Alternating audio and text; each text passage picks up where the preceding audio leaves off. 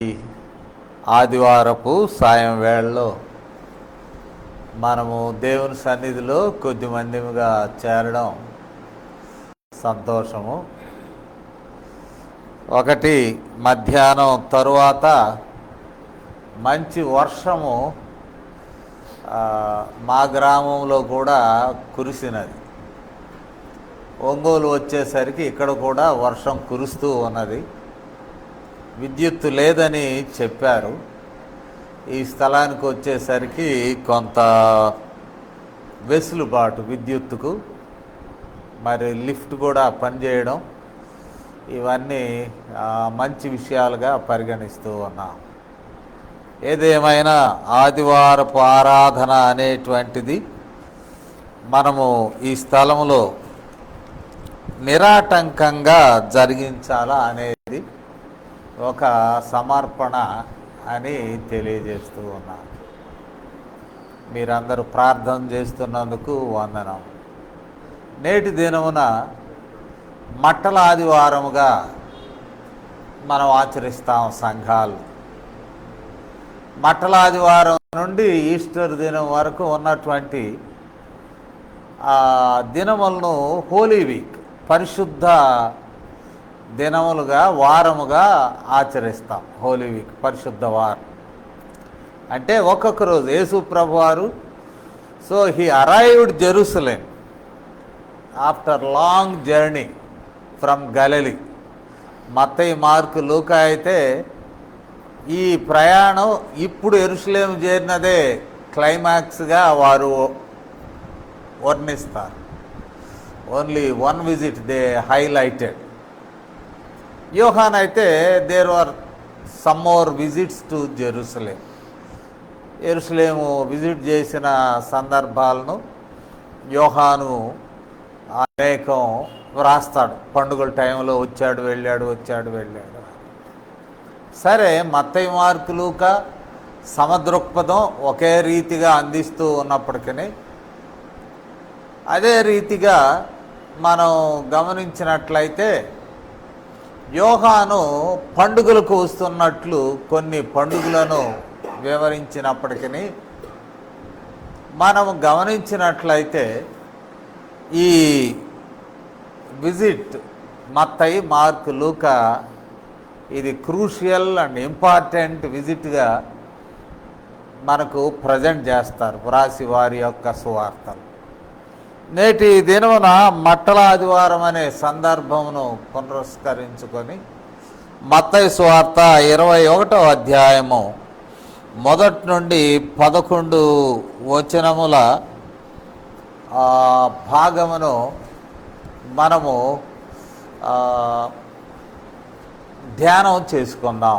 ప్రార్థన చేస్తాను. పరిశుద్ధుడవు తండ్రి, మమ్మల్ని మీరు ప్రేమించి ఆదివారం సాయం వేళలో మీ సన్నిధిలో మేము సమకూడు భాగ్యం ఇచ్చినందుకు వందనాలు నాయన. మీరు గొప్ప దేవుడు. వాతావరణ పరిస్థితులు ఏ రీతిగా ఉన్నప్పటికీ మీ సన్నిధిలో మేము సమకూడి మీ మాటలు ధ్యానించే అవకాశం ఇచ్చినందుకు వందనాలు. మాకు సహాయుడో కమ్ము, మాకు మీ తోడ్పాటు నిమ్ము. మీ మాటలు గ్రహించే శక్తిని కూడా మాకు దయచేయం. ఆ ప్రకారం మేమును జీవించిన కృప చూపమని క్రీస్తు వారి నామములో విన్నపాలను వేడుకొంచున్నాము తండ్రి. యేసు ప్రభువారు ఆయన పరిచర్య జీవితం అంటే బాప్తిస్మము, తదుపరి అరణ్యములో ఆయన శోధింపబట్టకు 40 దినములు తీసుకొని పోబడిన పిమ్మట ఆయన చేసినటువంటి పరిచర్య ఎక్కువ భాగం గలిలయలో కనపడుతుంది. ఈ సమదృక్పథ సువార్తల వివరణలు మేరకు అంటే మత్తయి, మార్కు, లూకా ప్రకారం. గలిలయ అనగా ఆయన స్థానిక ప్రదేశం అయిన నజరేతు, ఆ నజరేతు ఉన్నటువంటి ఈ దక్షిణ ప్రాంతము గలిలయగా పాలస్తీనాలో మనం చూస్తాం. ఈ గలిలయ వెనుకబడిన ప్రదేశమే. ఎక్స్పోజ్డ్ అంటే ఇంకా దక్షిణానికి వెళ్తే అన్యుల గలిలయగా భావించబడుతుంది. ఇదంతా అన్యజనులు దిగువకు వెళ్ళే కొద్ది అన్యజనులు ఎక్కువ.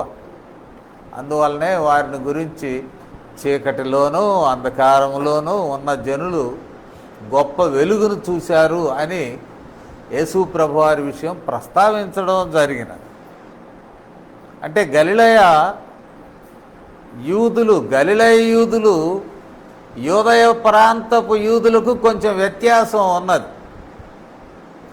వారి యొక్క ప్రాంతీయతను బట్టి, వారికున్న మత పాండిత్యమును బట్టి,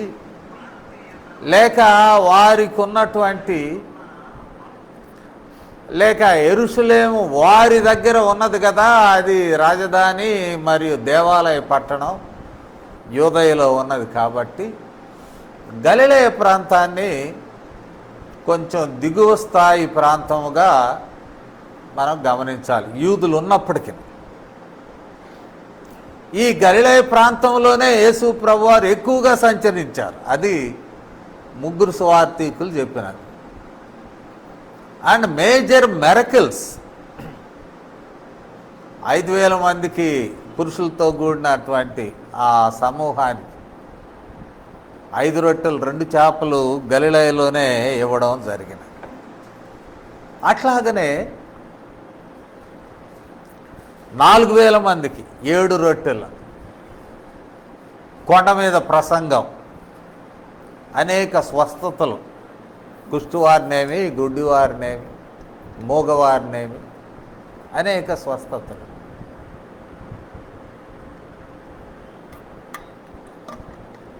బోధలు, సామాన్య జనులకు బోధలు, ఇవన్నీ గలిలయ ప్రాంతమే, ఒక సాధారణ ప్రాంతమైన గలిలయ రీజియన్లోనే ఇవి జరిగినాయి. ఇప్పుడు యెరూషలేము వచ్చేసాడు, దగ్గరకు వచ్చాక యెరూషలేములో వినిపించేటువంటి సందేశము, ఎందుకంటే అది బోత్ అంటే ఇశ్రాయేలీల రాజ్యం కలిగి ఉన్నప్పుడు, ఇశ్రాయేలీల పరిపాలనలో యెరూషలేము రాజధాని. ఇప్పుడు రోమీయులు వచ్చేసారు కావున రోమీయులు వాళ్ళ రాజధానులు వేరే, రోమ్ ఉంటుంది. తర్వాత రీజన్ వైజ్ కొన్ని విభాగాలు చేసి లోకల్ గవర్నర్స్ను ఏర్పాటు చేశారు. కానీ రోమ్ వాళ్ళు కేంద్ర స్థానం. ఈ రోమీయుల యొక్క కేంద్రముగా ఉంటున్నప్పటికీ యూదులకు యెరూషలేము ప్రాముఖ్యంగా ఉంది. ఒకప్పటి క్యాపిటల్, రెండవది టెంపుల్ సిటీ, దేవాలయం ఉన్నది. అక్కడ ఏ సందేశం ఇచ్చినా అంతర్జాతీయంగా ఉన్నటువంటి యూదులకి చేరుతుంది. అందులో పస్కా టైంలో స్థానికంగా పాలస్తీనాలో, అటు గలిలయలో ఉన్న మరొక వైపు ఉన్న పెరియా కూడా ఈ సందేశం వెళ్తుంది. అంటే యెరూషలేములో ఇచ్చేటువంటి సందేశము కీలకమైన, చెదిరిపోయిన యూదులందరికీ వెళ్తుంది. ఎందుకంటే వాళ్ళు పస్కాకు వచ్చారు. వారం రోజులు పండుగ, పులియన్ రొట్టెల పండుగ, పస్కా 2 మిళితం. పులియన్ రొట్టెల పండుగ వారం జరుగుతుంది, ఆఖరి రోజు పస్కా పండుగ. కాబట్టి వారం రోజులు వాళ్ళు ఉంటారు. యెరూషలేములో జరిగే సంగతులన్నీ వారి దేశాలకు వాళ్ళు తీసుకువెళ్తారు. కాబట్టి it is an important occasion and Jesus want to share an important message to the people so that it may spread globally. యూదులకే కాదు అందరికీ చేరాలనేది యేసు ప్రభువారి ఉద్దేశం. And how to communicate that message. ఇప్పుడు దాకా బోధించాడు, బోధల్లో ఉపమానాలు చెప్పాడు, ఉపమానాల ద్వారా దేవుని రాజ్యం గురించే చెప్పాడు. ఇప్పుడు ఇంపార్టెంట్ మెసేజ్ దేవుని రాజ్యమే. ఈ దేవుని రాజ్యంలో ఎవరు రాజు, హూ ఈజ్ ద కింగ్, ఇది ఇక్కడ ఉన్నటువంటి ప్రస్తావన. ఎవరు రాజు అనేక పర్యాయాలు రాజు ఎవరు అనేటువంటి ప్రస్తావన వస్తున్నప్పటికీ దాటవేశాడు. మనం చూస్తాం యోహాను 6వ అధ్యాయంలో చూస్తే మరి ఈ మహత్కార్యం అనగా 5,000 మంది పురుషులతో కూడిన మహా గొప్ప జనసమూహమునకు 5 రొట్టెలు 2 చేపలతో ఆహారము అందించిన తరువాయి 6వ అధ్యాయము 15వ వచనం చూస్తే ఇక్కడే ఉన్నది. రాజుగా చేయుటకు వారు వచ్చి తన్ను బలవంతముగా పట్టుకొనబోచున్నారని యేసు ఎరిగి మరలా కొండకు ఒంటరిగా.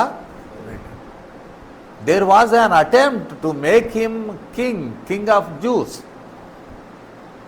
ఎందుకంటే మెస్సియా తండ్రి పంపిన, యెహోవా దేవుడు పంపినటువంటి ఒక డేవిడిక్ కింగ్, దావీదు కుటుంబంలో వచ్చేటువంటి మెస్సియా రాజు,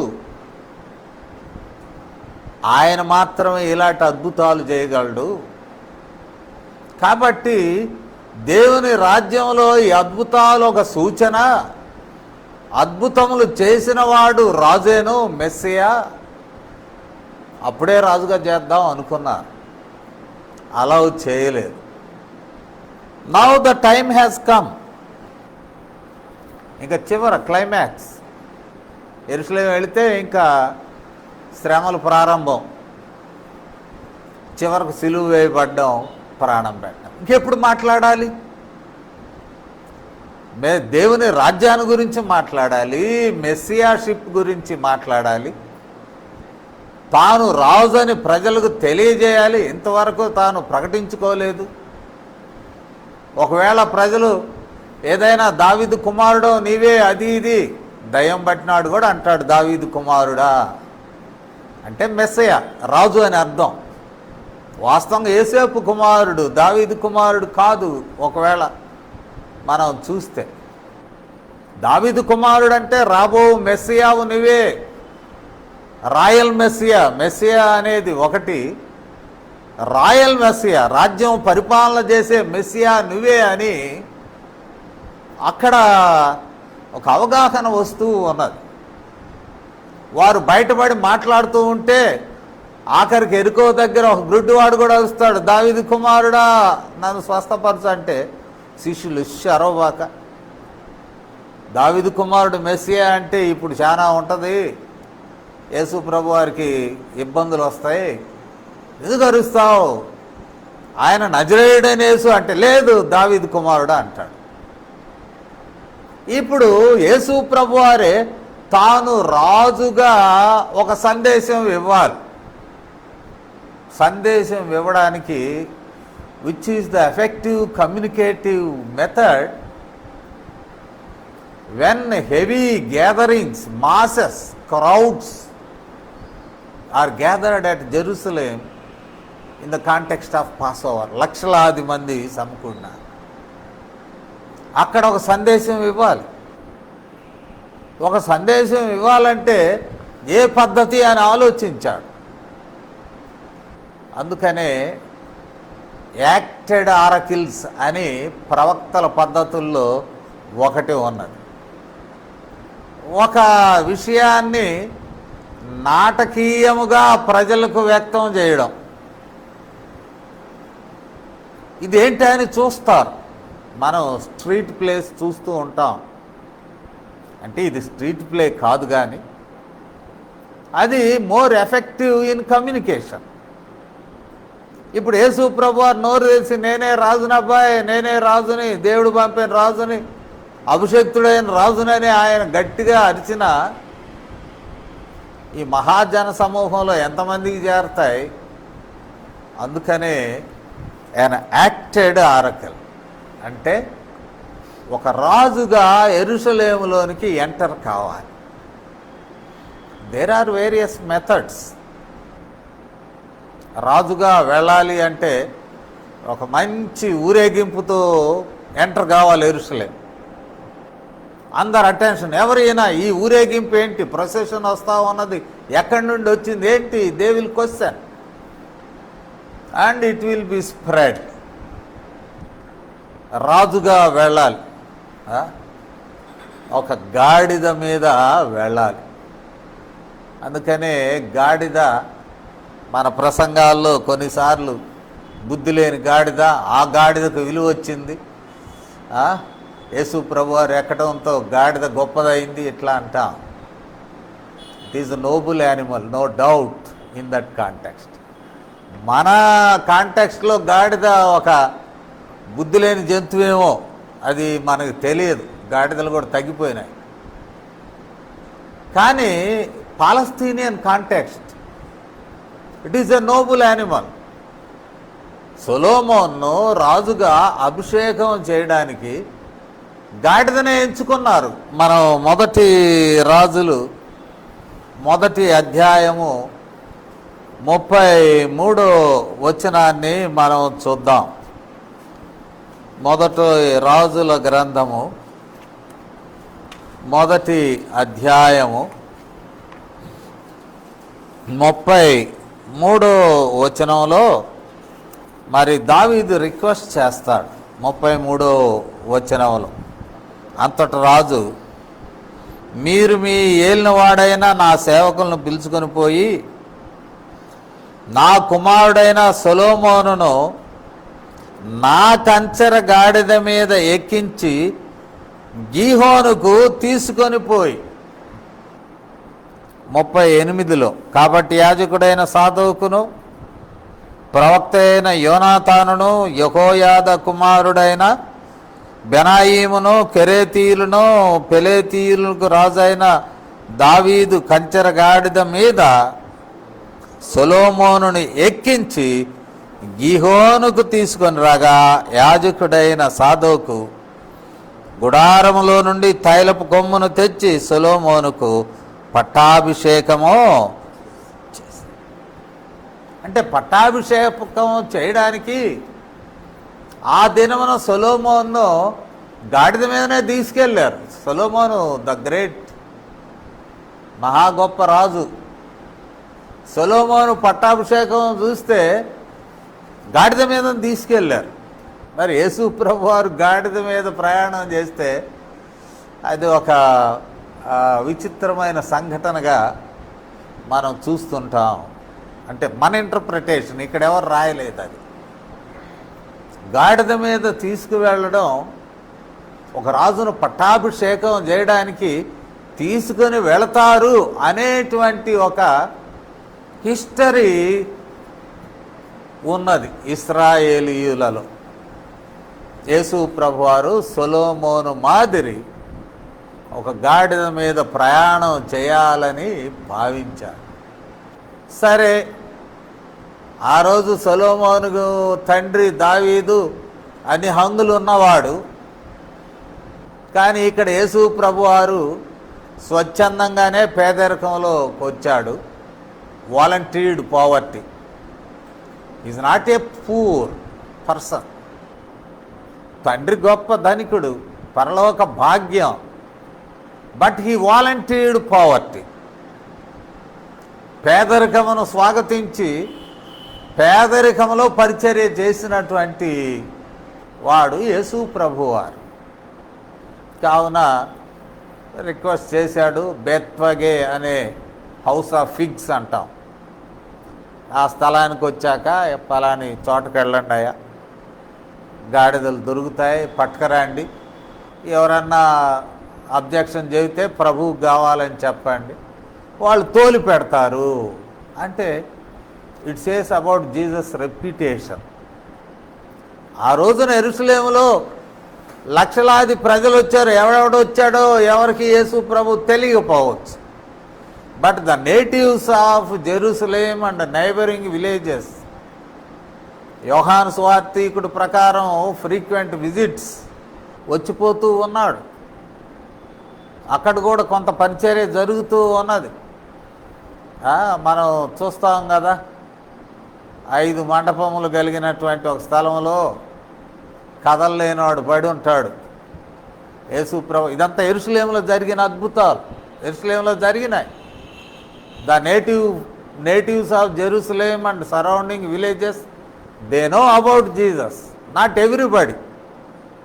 ఈ పిలిగ్రిమేజ్కి వచ్చిన వాళ్ళందరికీ తెలియదు.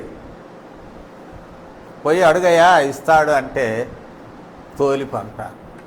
ఇది కరెక్టే. అంటే యేసు ప్రభువారి యొక్క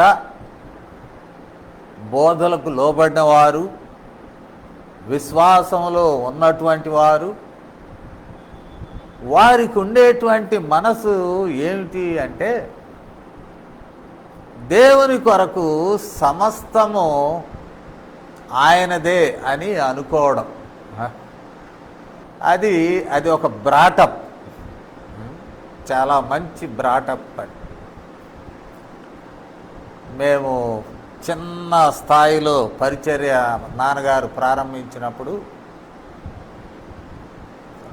ఒక డ్రమ్ రిథం కొరకు కొనాలనుకుంటే చాలా తక్కువ ధరలో ఒక పాతది రజానగరంలో ఉన్న వాళ్ళు అమ్మారు. చుట్టూ అది బ్రాస్ ఫ్రేమ్, దానికి ఏమీ లేవు, నట్లు లేవు, బోల్టులు లేవు, శృతి పెట్టుకోవడానికి లేదు. తెచ్చి ఇంట్లో పెట్టాడు మా నాన్నగారు. అప్పుడు నేను గుంటూరులో ఉన్నా చదువుకుంటూ. నాకు ఇచ్చిన పాకెట్ మనీలో మరి ఆ నాస్ సెంటర్లో మ్యూజికల్ సెంటర్ ఒకటి ఉండేది. అక్కడికి వెళ్ళి ఒక్కొక్క పర్యాయము 10 రూపాయలు ఇస్తే ఒక నట్ అండ్ బోల్ట్ దానికి బిగిచ్చే ఇచ్చేవాడు, 10 రూపీస్. డబ్బులు దొరికినప్పుడల్లా, పాకెట్ మనీ ఉన్నప్పుడల్లా నేను కొనుక్కొచ్చి ఇచ్చేవాడిని. అది ఒక ఎక్సైట్మెంట్.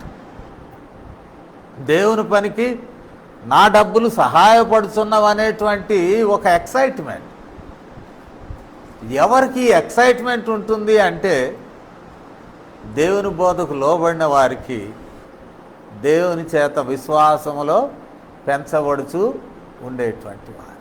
ఎవరైతే మరి బోధలో ఎదుగుతారో, అందువలన ఈ గాడిదల యజమాని హీ గేవ్ అవే, తీసుకుపోమన్నాడు, తోలి పెట్టాడు. ఇక్కడ ఉంటుంది వారికి ఇచ్చి అంటాడు, యేసుప్రభువారు అంటాడు, వెంటనే అతడు వాటిని తోలిపెట్టునని చెప్పి, తోలిపెట్టును అంటే ఆయన ఎప్పదేసుకొచ్చి చేతికి పట్టి ఇచ్చి ఆ తాడు తీసుకుపోండ్రా బాబు అని చెప్పండి.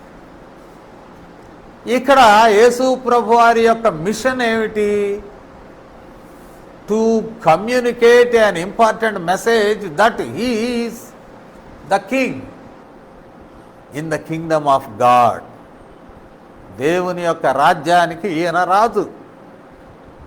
తండ్రి అయిన దేవుడే రాజు, కానీ రాజ్యాన్ని స్థిరపరిచి తండ్రికి ఇస్తాడు. అది ఉన్నటువంటి అండర్స్టాండింగ్. సమస్తాన్ని లోపరిచి దేవుని రాజ్యమునకు వ్యతిరేకంగా ఉన్నటువంటి సమస్తమైన శక్తులను జయించి తండ్రి అయిన దేవునికి ఇస్తే, 1 కొరింథీ 15లో ఎప్పుడైనా చూద్దాం, తండ్రికి స్వాధీనం చేస్తాడు రాజ్యాన్ని. అప్పుడు అంతం వస్తుంది అని అంటారు. అప్పుడు అంతం వస్తాం. కాబట్టి ఇక్కడ మనము గమనించినప్పుడు యేసు ప్రభు వారి యొక్క మిషన్ ఏమిటి అనగా, to communicate to the people locally and globally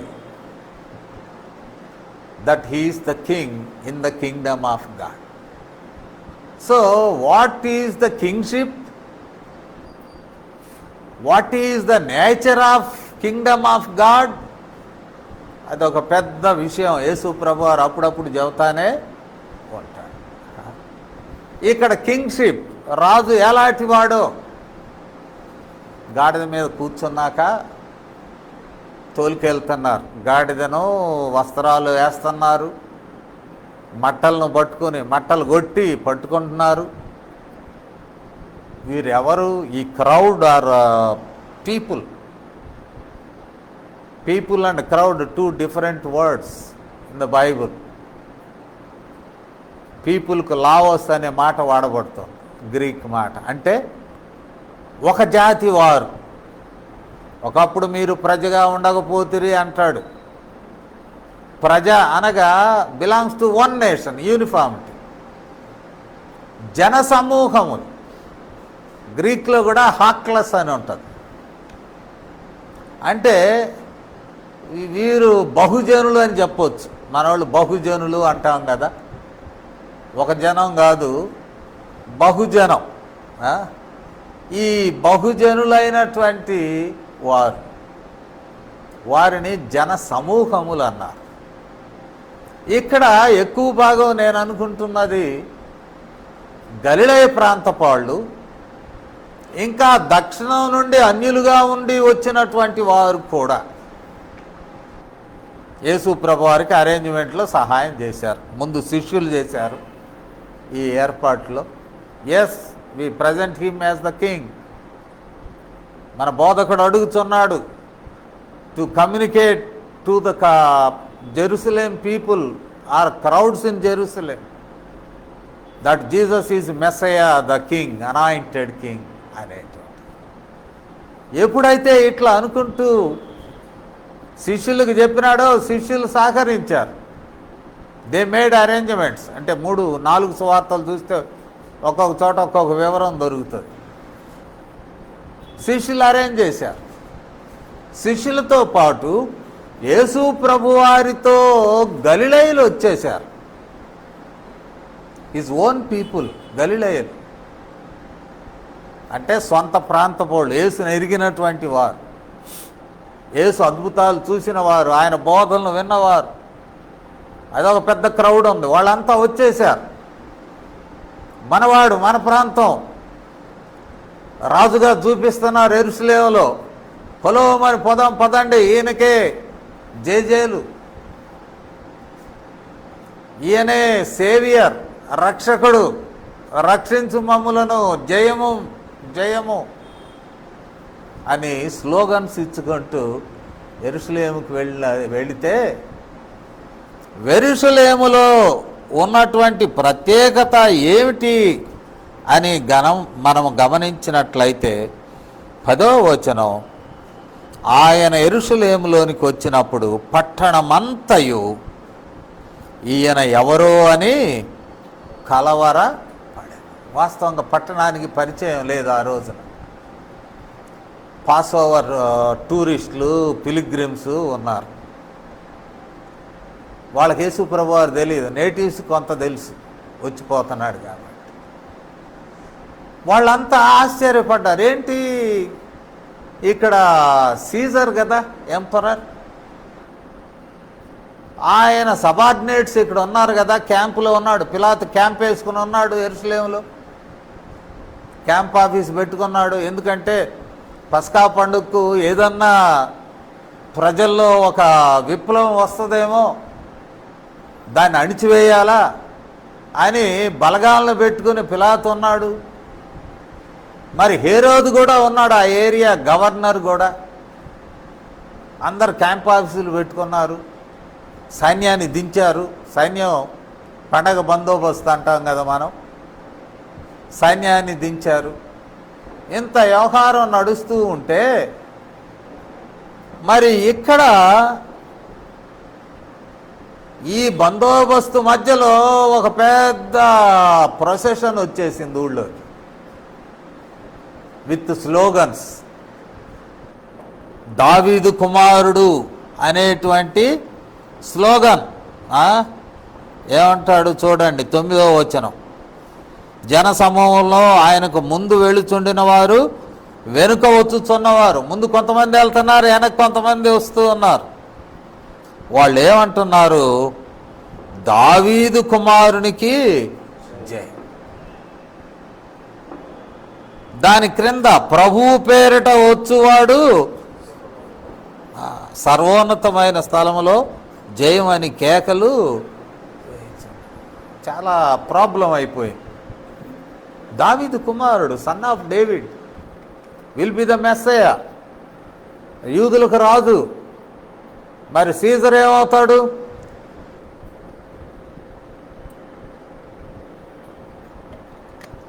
సీజర్కు religious tolerance ఎక్కువ,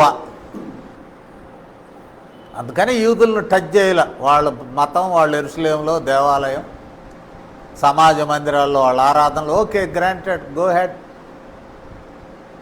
ఇతర ప్రాంతాల్లో కూడా ఉన్న మతాలను ఆయన ఏమీ తొందర పెట్టలేదు. Greek culture, Greek religions Roman వరల్డ్లో ఉన్నాయి ఆ రోజున. He never touch, tolerated them. ఎప్పుడు చక్రవర్తికి ఇరిటేషన్ వస్తుందంటే, ఇంకొకడు ఎవరైనా వచ్చి నేను రాజునంటే మాత్రం భరించలేడు సీజర్. అది ఉన్నటువంటి రాజ్యాధికారాన్ని ఎవరైనా ప్రశ్నిస్తే he cannot tolerate. That is the problem.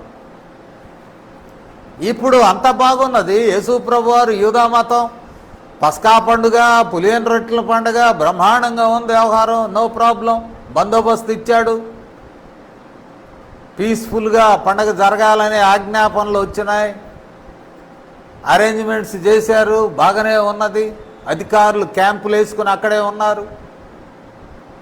కానీ ఇప్పుడు ప్రాబ్లం ఎక్కడొచ్చిందంటే, ఈయన దావీదు కుమారుడు, Davidic king, messiah, anointed by God,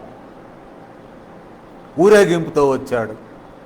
ముందు జనం ఉన్నారు, వెనక జనం ఉన్నారు. బహుశా అంతా గలిలయలు అయి ఉంటారు ఈ బ్యాచ్. మా అయ్యగారు ఆయన గ్రేటరా, రండి వెళ్దాం అని చెప్పి పస్కాకు వచ్చిన వాళ్ళు ఆయన వెంటబడి గలిలయలంతా వచ్చేసి ఉంటారు. కలవరపడింది. ఎవరైనా కలవరపడినప్పుడు ఇక్కడ చెప్పబడినటువంటి మాట, జన సమూహము వాళ్ళు చెప్తున్నారు. యేసు ప్రభువారు ముందు వెళ్ళేవాళ్ళు, వెనకెళ్ళేవాళ్ళు, ఆ జనాంగం వాళ్ళు చెబుతున్నారు. ఏం చెబుతున్నారు? ఈయన గలిలయలోని నజరేతు వాడగు ప్రవక్త అయిన యేసు అని చెప్పిరి. డివియేట్ చేశారు. దావీదు కుమారుడు అంటే ప్రాబ్లం ఇప్పుడు గందరగోళం అయ్యేటట్లు. దావీదు కుమారుడు దావీదుపురం నుండి రావాలి. దావీదు కుమారుడు ఆయన మెస్సియా లైను. ఇప్పుడు వ్యవహారం తేలిపోద్ది, మెస్సియా వచ్చేసాడు. యూదులు మాటేనరు, ఇక ఈయనే రాజు, చలో రోమా ఆఫీసర్స్ మీరంతా వెళ్ళిపోండి, యెరూషలేం వదిలిపెట్టి, మీకు ఇక్కడ పని ఏంటి, మా రాజు మాకు దేవుడు పంపాడు, ఒక పెద్ద ఇదే వస్తుంది ఆలోచన. అందుకని ఈ గుంపు వాళ్ళు ఏమంటున్నారు, ఈయన ఏం కలవరపడొద్దు, ఈయన నజరేతువాడు. ఏమంటున్నారు వీళ్ళు? నజరేతు వాడగు ప్రవక్త అయిన యేసు, మెస్సియా అయిన యేసు అని కాదు. మరి యేసు ప్రవక్త? ప్రవక్త కూడా. సమరయులు యేసు ప్రభువారిని ప్రవక్తగా గమనించారు. అంటే మోషే లాంటి ప్రవక్తను పంపుతాడు అనేటువంటి ఆలోచన ఉన్నది. దేవుడే మోషేకు చెప్పాడు, నీ వంటి మరొక ప్రవక్తను మీ జనుల మధ్యలో పుట్టిస్తాను అని. కాబట్టి ఆ ప్రవక్త వచ్చాడు అనేది ఒక వర్షన్ ఉన్నది. మరొక వర్షను ఈయన ఒక ప్రీస్ట్, యాజకుడు, దేవునికి మానవునికి మధ్యలో నిలబడ్డటువంటి వాడు అని ఇంకొక వర్షన్ వచ్చిన. Priestly messiah, prophetic messiah. Now he is projecting himself royal messiah, రాజుగా ఉండబోతాడు. Finally we look at the nature of the king and the nature of kingdom. రాజు ఎలాంటి వాడు బై ఆయన కొటేషన్ చెప్తూ ఉన్నాడు. ఇదిగో నీ రాజు సాత్వికుడు, సాత్వికుడు, హంబుల్. యేసు ప్రభువారు కూడా చెప్పాడు, రాజు అంటే ఖడ్గంతో నేను రాజును కాదు, నేను సాత్వికుడును. ఇక్కడే మత్తయి సువార్త 11:29 మనం చూసినట్లయితే, నేను సాత్వికుడను, దీన మనస్సు గలవాడను గనుక మీ మీద నా కాడి ఎత్తుకుని నా యొద్ద నేర్చుకొనుడి. నేను సాత్వికుడును, దీన మనస్కుడును. నేను వీళ్ళతో రోమన్ అడ్మినిస్ట్రేషన్తో నేను గొడవలు పెట్టుకునేవాడను కాదు. అదే ఎక్స్పెక్ట్ చేశారు చాలామంది యేసు ప్రభు వారి శిష్యుల్లో. యూదా ఎక్స్పెక్టేషన్ కూడా అదే అంటారు. అందుకని యూదా ఎంత కుదరదని వదిలిపెట్టి వెళ్ళిపోయాడు. ఎందుకు అంటే ఈయన రోమా ప్రభుత్వాన్ని హీరోయిజంతో ఎదుర్కొని మన మద్దతుతో రోమీలు పడేస్తాడు, మన ప్రభుత్వం తెస్తాడు అనేటువంటి అభిప్రాయం. So my nature of kingship, నేను సాత్వికుడను, ఇంకా ఏమంటాడు, దీనుడను సాత్వికుడు. ఈ కొటేషన్ ఎక్కడున్నదో మరికొన్ని విషయాలు మనకు తెలుస్తాయి. జకర్యా గ్రంథం చూద్దాం, 9వ అధ్యాయము. జకర్యా గ్రంథములో ఈ కొటేషన్ యొక్క origin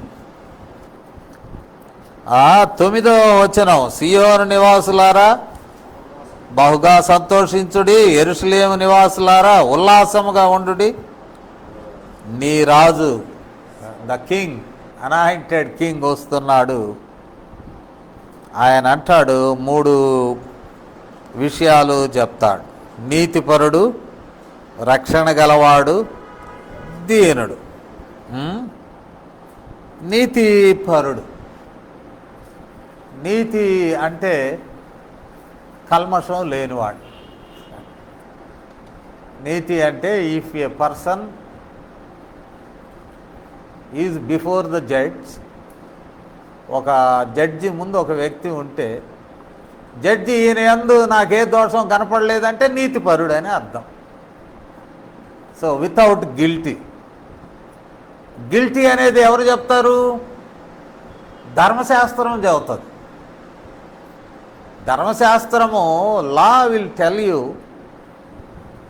what is sin, who is the sinner, what kind of sin, and also law will tell you the punishment for the sin.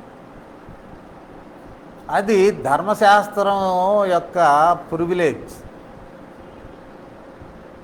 ధర్మశాస్త్రం ఎదుట ఒక మనిషిని పెడితే ఏం తప్పు చేశాడు, ఈ తప్పుకి శిక్ష ఏంటి, మొత్తం వివరాలు చెప్పేస్తుంది ధర్మశాస్త్రం. ఇక్కడ అంటున్నాడు, పాత నిబంధన కాలంలోనే ప్రవచనంలో యేసు ప్రభువారు నీతిపరుడు.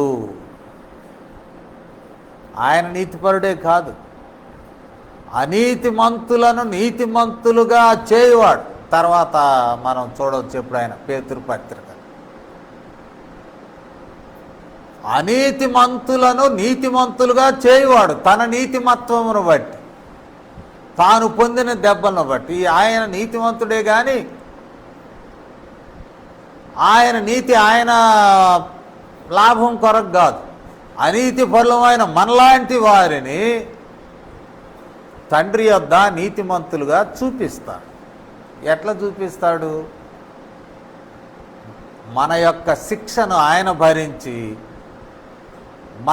మనకు విధించబడవలసిన జరిమానా ఆయన విధించుకొని మనలను నీతిమంతులుగా చేయగలం. కాబట్టి ఈ రాజు నీతిపరుడు, different from other kings at that time. అనీతిమంతులను నీతిమంతులుగా చేయు నీతిమంతుడైనటువంటి రాజు ఈయన. రెండవది ఏమంటాడు? రక్షణ గలవాడు. మూడవది దీనుడు. రక్షణ గలవాడు, రక్షణ కలవాడు అంటే పాత నిబంధనలో న్యాయాధిపతులను రక్షకులు అని పిలుస్తారు, saviours. They wage war against the enemies, they protect people. వారినే న్యాయాధిపతులు అన్నారు, వారినే రక్షకులు అని కూడా అన్నారు. లోకల్ లీడర్స్ అయ్యా. ఈయన రక్షకుడు అంటే మనుషుల పాపము నుండి విడుదలనిచ్చేటువంటి రక్షకుడు. ఈయన రక్షకుడు అనగా మనుషుల పాపము నుండి విడుదలనిచ్చేవాడు. మూడవది ఇప్పుడు మనం చదువుకున్నాం, దీనుడు, సాత్వికుడు. ఈ రాజు not aggressive kind of king. క్రైస్తవులు భారతదేశంలో అవునన్నా కాదన్నా బలమైన గుంపుగా తయారవుతున్నారు. అంటే not as per the record,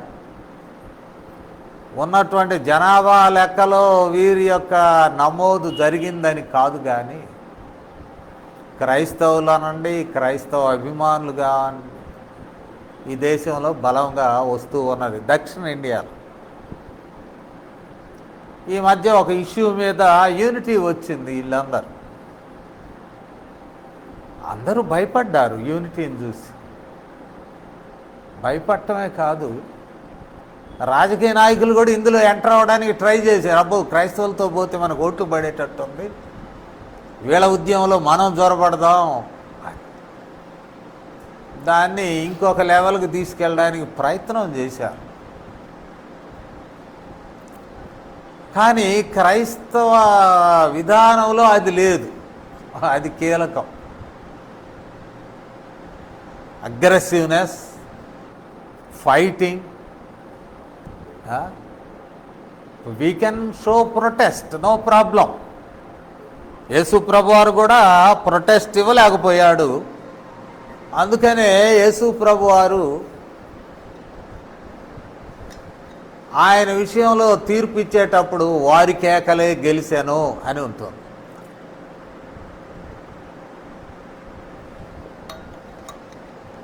మోకరి వాళ్ళే గెలిచారు అని రాయబడ్డాం.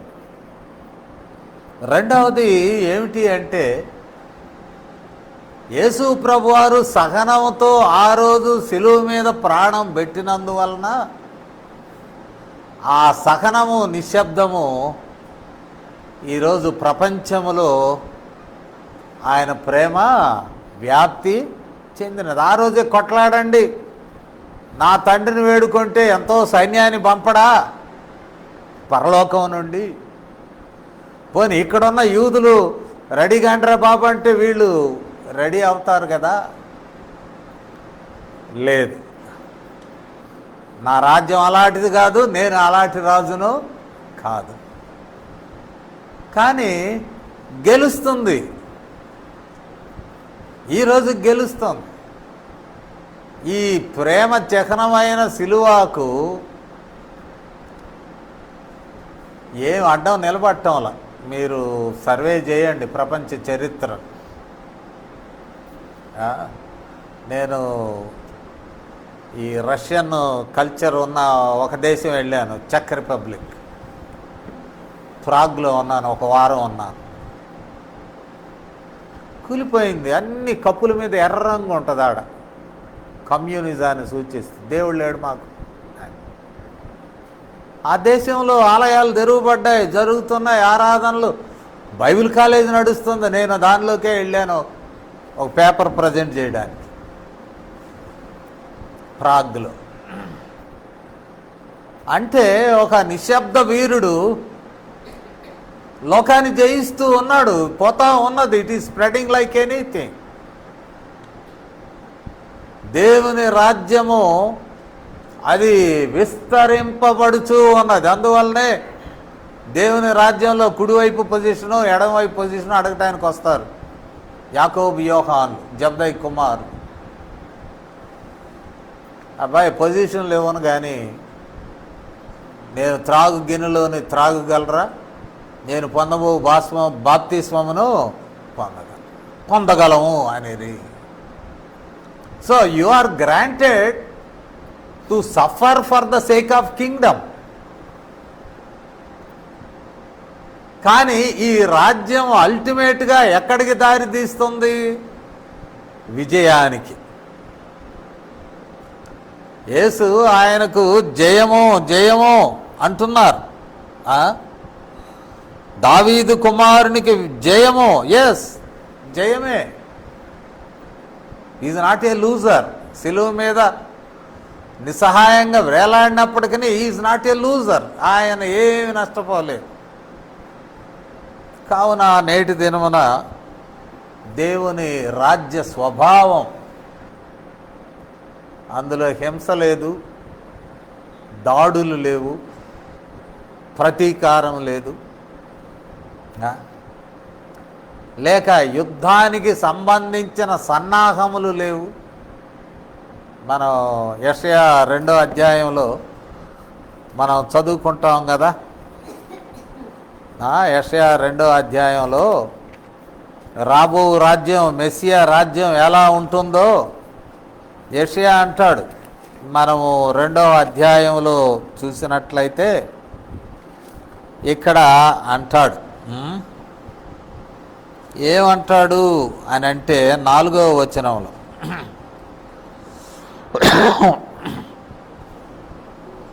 వారు తమ ఖడ్గములను నాగటి నక్కులుగాను ఈటెలను మచ్చుకత్తులుగాను సాగగొట్టుదురు. జనం మీదికి జనము ఖడ్గమెత్తకయుండును, యుద్ధము చేయ నేర్చుకొనుట ఇక మానివేయును. No weapons or purchase of weapons.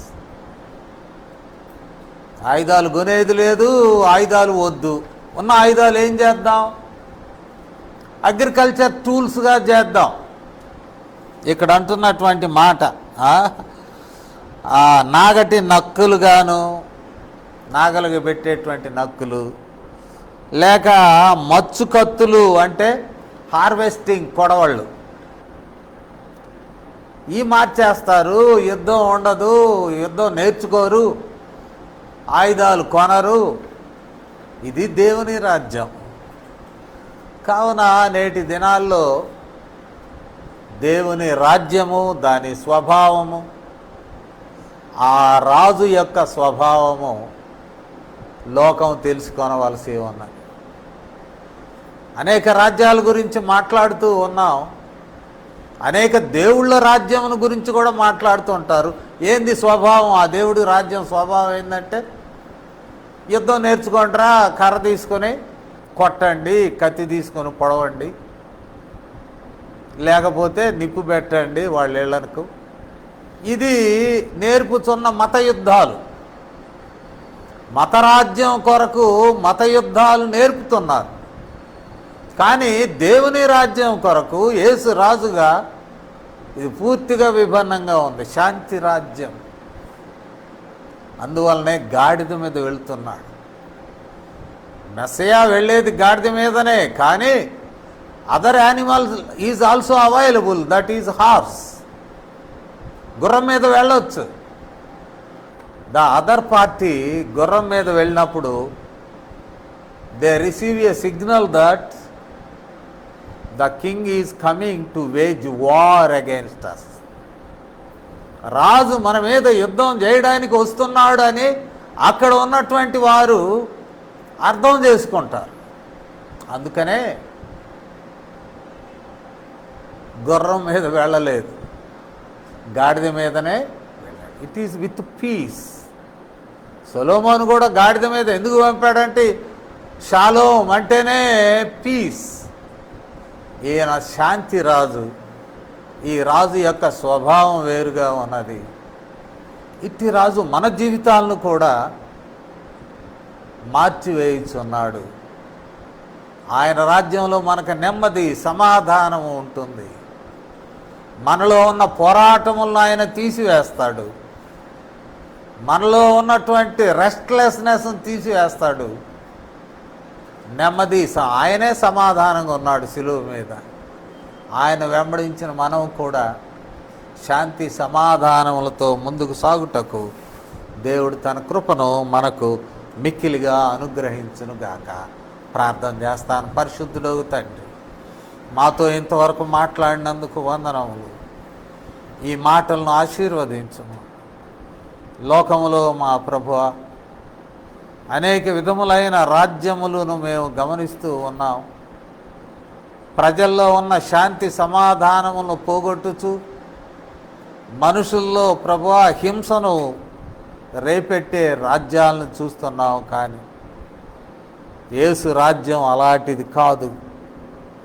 యేసు రాజ్యము శాంతితో కూడినది. ఆయనే దీనుడు, ఆయనే సాత్వికుడు.